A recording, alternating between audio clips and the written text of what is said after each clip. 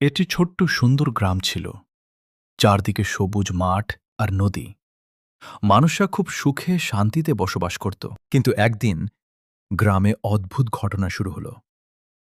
রাতে শোনা যেত ভয়ঙ্কর শব্দ, আর একে একে হারিয়ে যেতে লাগলো গরু ছাগল। গ্রামের বাইরে একটি পুরনো বটগাছের নিচে থাকত এক ভয়ঙ্কর ডাইনি। সে রাতে বের হয়ে মানুষের উপর অত্যাচার করত। গ্রামের মানুষ খুব ভয় পেয়ে গেল। রাত হলেই সবাই দরজা জানালা বন্ধ করে দিত। কেউ বাইরে বের হওয়ার সাহস করত না। কিন্তু গ্রামের এক সাহসী ছেলে সিদ্ধান্ত নিল, সে ডাইনির রহস্য বের করবে। এক রাতে সে লুকিয়ে ডাইনির পিছু নিল। সে দেখতে পেল ডাইনিটি মানুষের ভয় থেকেই শক্তি পায়।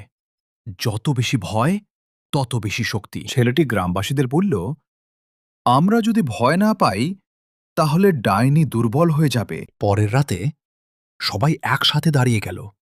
ডাইনি আসতেই কেউ ভয় পেল না, আর ডাইনি দুর্বল হয়ে পালিয়ে গেল। এরপর গ্রাম আবার শান্ত হয়ে গেল।